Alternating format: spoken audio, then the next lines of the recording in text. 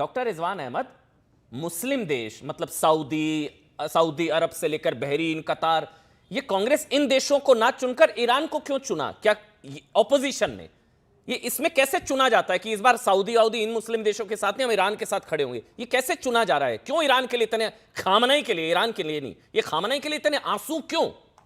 Doctor Rizwan Ahmad जी शुक्रिया, जी शुक्रिया। जय हिंद, वंदे मातरम। वंदे मातरम। देखिए, बात ना ये यूएई की है और ना ये ईरान की है। प्रॉब्लम इनको मोदी जी से है। अगर मान लीजिए इसी मामले में मोदी जी ईरान के साथ खड़े हुए नजर आते और मिडिल ईस्ट को थोड़ा सा इग्नोर कर देते, तो यही लोग इसी डिबेट में बैठ के बिल्कुल उल्टे उल्टे उल्टे तर्क दे रहे होते कि इतना मिडिल ईस्ट, 1 करोड़ आदमी, इनसे व्यापार, ईरान से क्या मतलब, फलाना, ये कर रहे होते। तो प्रॉब्लम इनको मोदी जी से है। ईरान से ना मोहब्बत है, ना सऊदीया से मोहब्बत है, किसी से मोहब्बत नहीं है, पहली बात। दूसरी बात, अमन भाई, हमारे भाई लोगों का दिमाग विकसित नहीं हो पाया जियो पॉलिटिक्स को लेकर। अच्छा, बात कर रहे हैं अटल बिहारी जी ने यह कहा था, तो फलाने ने यह कहा था, वो जमाना नॉन अलाइंड मूवमेंट का था, कोई जमाना दुनिया में क्लोज सोसाइटी थी, क्लोज ट्रेड थी, सोसाइटी क्लोज थी, समय बदल गया, लेकिन इनका दिमाग बदल ही नहीं रहा है, चाहे पॉलिटिक्स हो चाहे कोई और मामला हो। अब कनाडा था, कनाडा का एग्जाम्पल लीजिए। 3 साल पहले, 2 साल पहले कनाडा से हमारे जूते चल रहे थे, एम्बेसी से एनवॉय भगाए जा रहे थे, ट्रूडो कह रहा था मुकदमा लिख दूंगा लोगों के ऊपर। मां केरनी आ गए, फॉरेन पॉलिसी बदल गई, जियो पॉलिटिक्स बदल गई, वो अभी मुंबई घूम के गए हैं।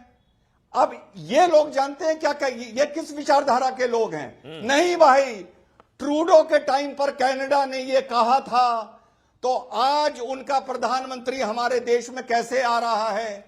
क्या कनाडा ने प्रधानमंत्री से माफी मांगी जी? जो नज्जर पर आरोप लगा? ये इनका दिमाग एक्चुअली अमन भाई विकसित नहीं हो पाया है। आप डिबेट में जियो पॉलिटिक्स एनालिस्ट को बुलाइए, ये अपना क्षेत्र के, गली के, मोहल्ले के नेता हैं, इनका दिमाग डेवलप नहीं है भाई। नहीं सर, राहुल जी थोड़ी ना गली के नेता है, सोनिया जी थोड़ी ना गली के नेता है। सोनिया जी तो सीनियर है सर, राहुल जी तो एलओपी है, उनको भी प्रॉब्लम है ना। तो गली के नेता वाली बात मुझे नहीं हजम हो रही है, क्योंकि ये तो बहुत सीनियर लीडर एलओपी है, उनको भी प्रॉब्लम है। में तो अरे भाई, गली से मेरा मतलब ये नहीं है कि गली कोई अच्छी खर जगह है, बुरी जगह है। इनकी जो सोच है, इनके आप क्लासेस लीजिए, इनकी काउंसलिंग करिए। सोच समझ गया। कुछ लोग कह रहे थे क्या है, कुछ लोग कह रहे थे कि कोविड में मोदी जी कह रहे हैं तेज तेज सांस लीजिए, इससे लंग्स अच्छे होते हैं, तो ये लोग सांस लेना बंद कर देंगे। मतलब वो आप कह रहे थे इसका अपोजिट। एग्जैक्टली, मैं समझ गया। क्योंकि मोदी जी जो है भाई सऊदी के साथ या इन देशों में भारतीयों के साथ, मैं ये भी नहीं कहूंगा, वहां में जो है भारतीय फंसे हैं, इसलिए वो ईरान की साइड ले ली। यही राशिद शरीफ, ये खामनई ये जो खामनई, आयतुल्ला खामनई, राशिद भाई, क्या कनेक्शन? क्या, क्यों लोग सड़कों पर हैं, रुदालियां हैं, आंसू हैं, क्या कनेक्शन? क्या मतलब, जहां वो, मैं कल भी मैंने बोला था कि जो मरा है वो वहां पर ईरान में, वो मारने वाला बैठा है अमेरिका, इजराइल, मरवाने वाला सऊदी, वॉशिंगटन पोस्ट के हिसाब से मातम हमारे यहां बन रहा है। सवाल मोदी से है, क्या कनेक्शन क्या है राशिद भाई? नहीं, कनेक्शन बहुत गहरा है सर। अच्छा, कनेक्शन बहुत गहरा है। यहाँ पे जितने भी है, सुन्नी है, मुसलमान है, वो एक उम्मत के लोग हैं ये पूरे। जहां भी कुछ इस तरीके से अगर घटना होती है, अटैक होता है, तो तकलीफ तो सबको होती। इंसानियत के नाते आपको भी तकलीफ होना चाहिए, मोदी जी को भी तकलीफ होना चाहिए, बयान देना चाहिए कि अच्छा हुआ या बुरा हुआ। दो ही बात है सर इसमें। अच्छा हुआ तो बता दीजिए, बुरा हुआ तो बता दीजिए। मरवाया तो सऊदी ने, इजराइल में अगर आप गए, अरे मरवाया तो सऊदी ने, तो उम्मा का क्या हुआ? आपको इजराइल जब गए आपको पता हो गया, तो आप पूरे गल्फ में जितने भी है इंडियंस, उनको इमीडिएट हटा लेता था। आपके पास टाइम था, वो टाइम था, इजराइल से अब ऐलान कर देना था फौरी गल्फ से हट जाइए लोग बोल के।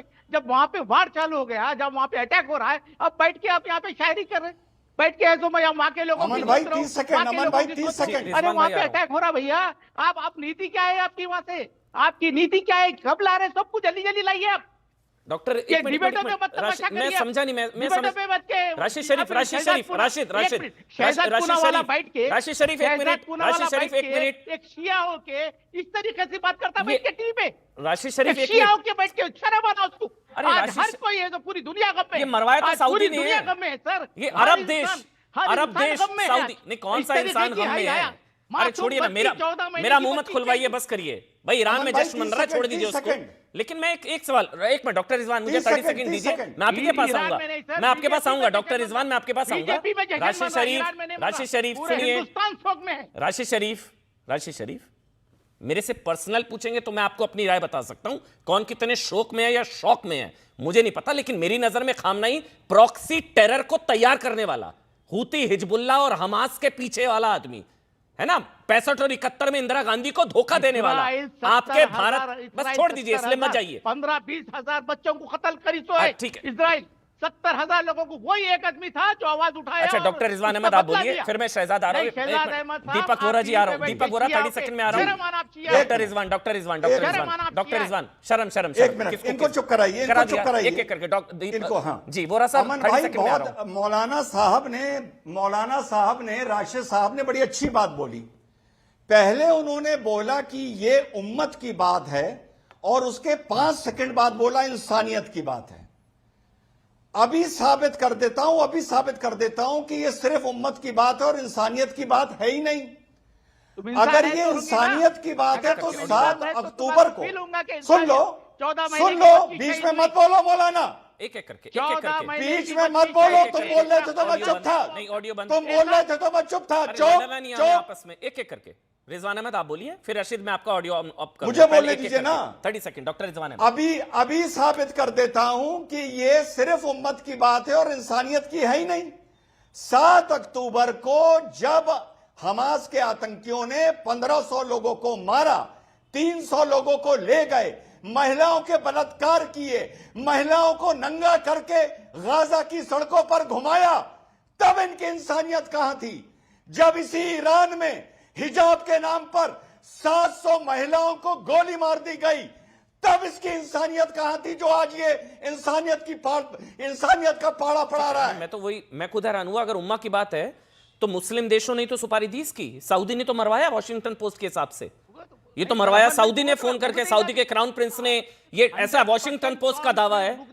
तो ये सऊदी और ये अरब के देश जो हैं, ये क्या मतलब ये खिलाफ थे? तो अगर उम्मा की बात हुई तो उम्मा में तो फूट पड़ गई। फिर ये मुस्लिम देशों ने मरवाया, सऊदी ने मरवाया उसको, ये मैं नहीं बात कर रहा हूं। अरे एग्जैक्टली। रमजान के टाइम पर पाकिस्तान और दीपक वोरा, अफगानिस्तान दीपक वोरा, एक दूसरे पे दीपक बम वोरा, मार रहे हैं। दीपक सर, रमजान के टाइम पर बम मार रहे हैं। Exactly. इन लोगों को शहजाद- शर्म आती है, जी शहजाद, मैं दीपक वोरा के पास एक भी कमेंट नहीं ले पाया हूं। टिप्पणी की गई। आ रहा हूं मैं शहजाद भाई, मुझे 40 सेकंड दे दीजिए आप। दीपक वोरा, मेरा सवाल ये है, पॉलिटिकल छोड़ दीजिए, पॉलिटिक्स का सवाल नहीं पूछूंगा मैं आपसे, डिप्लोमेटिकली भारत का स्टैंड जो इस वक्त है, क्या उसमें जो कहा जा रहा है कि खामनेई के मर्डर को क्रिटिसाइज खुलकर करना चाहिए, वरना इंडिया क्या सपोर्ट कर रहा है एक हेड ऑफ स्टेट के असैसिनेशन को? यह सवाल कितना सही लगता है आपको?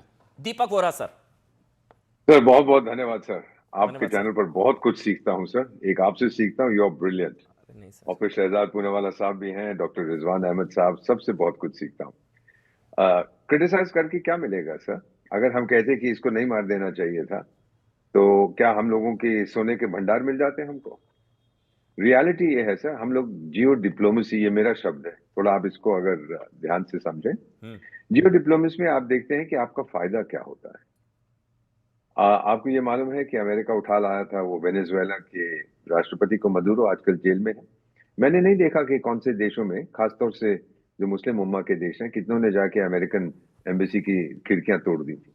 किसी ने कुछ नहीं कहा सर, नॉट इंटरेस्टेड। तो ये है कि ये इस्लामिक इशू है, सब लोग नाराज हो गए। पूनावाला साहब ने और डॉक्टर रिजवान ने बिल्कुल सही कहा है सर, जो कुछ हम डिप्लोमेसी में कहते हैं ना सर, उसका महत्व होता है, जो नहीं कहते उसका ज्यादा महत्व होता है। इसको हम जियो डिप्लोमेसी कहते हैं। तो अगर हमें कोई फायदा होता, मैं खुद जाके सड़क पे चीखूंगा, हाय हाय हाय करूंगा, लेकिन मुझे क्या फायदा होगा उससे sir?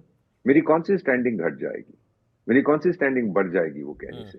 So what Shehzad Saab has said and what Dr. Rizwan said, बिल्कुल absolutely accurate. अब किसने कब कहा था, क्यों कहा था, मेरी उसमें कोई रुचि नहीं है.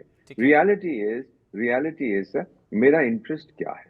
मेरा इंटरेस्ट यह है कि वहां पर शांति हो, और अगर मेरे कोई बयान देने से शांति बढ़ती है, पॉसिबिलिटी मैं जरूर करूंगा सर. इसीलिए तो हमने सॉवरेनिटी की बात की है, हमने टेरिटोरियल इंटेग्रिटी की बात की है. शांति हो, हमें बार बार कहते रहे. कानी साहब भी यहाँ आए थे, उनसे भी हमने उनके प्रेस कॉन्फ्रेंस में पीएम साहब ने कहा कि भाई we should now look for stability, dialogue and diplomacy. लेकिन डायलॉग एंड डिप्लोमेसी नहीं हुआ.